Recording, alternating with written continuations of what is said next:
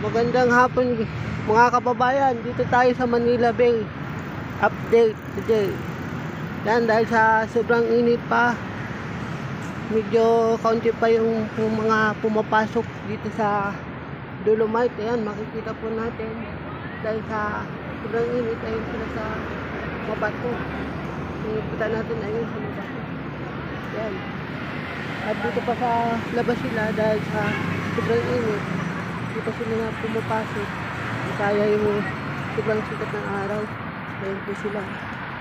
Ito hindi na rin dumadami yung tao.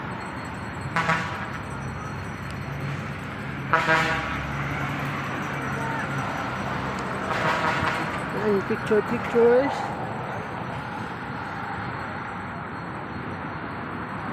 Picture muna tayo.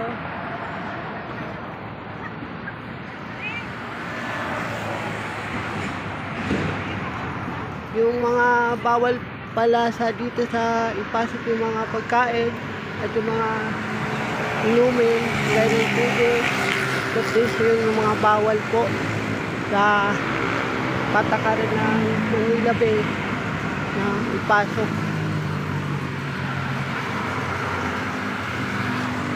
Ayan guys, makikita natin medyo dumadami na rin po yung taong namamasyal. Libre lamang po dito ang pumasok, walang bayad.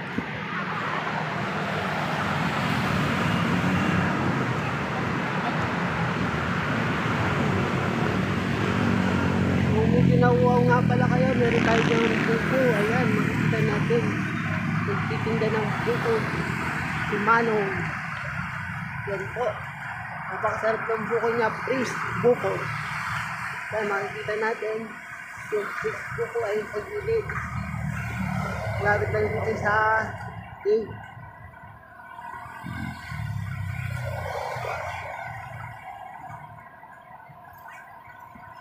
Pampatanggal uhaw.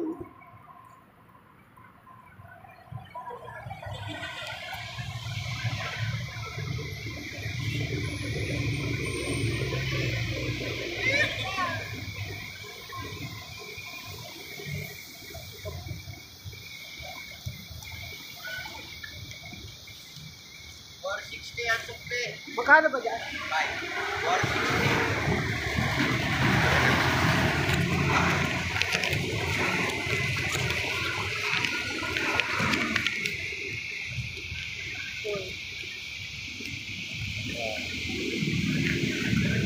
60 na lang, 60. Wala ka 60.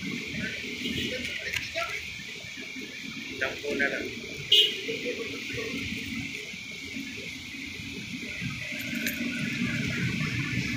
Kaya ko na.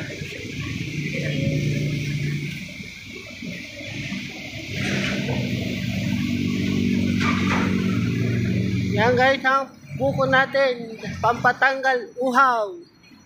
Yan. Yung fresh buko. Shoutout yan. Sana all. Ayan, shoutout daw. Sana raw.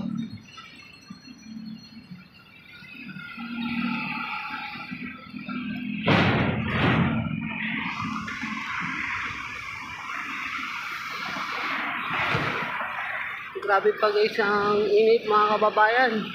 Kailangan tayo magdala ng payong. Tayo ipapasok. Siguro din kakaya natin yung init. Kaya kailangan natin magdala ng panangga sa init. Para protection na rin yun sa ating mga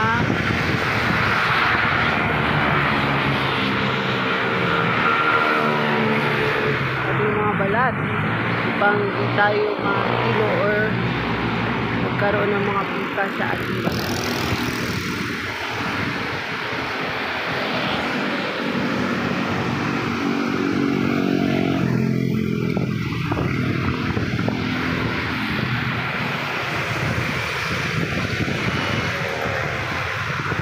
Welcome to Manila Bay tayo. Ayan. Makikita po natin dahil mainit pa, dito muna sila nagpapahinga sa medyo makulim yung na part. Ayan, makikita natin sila. Meron din mga dayuhan na namamasyal dito guys sa Manila Bay. Ayan, nakikita natin pumasok na sila dyan. Ang dayuhan. Kung gustong palamig po, ayan po yung bukod natin na nakakatanggal uhaw. Yan sinasabi na fresh buko. Refreshing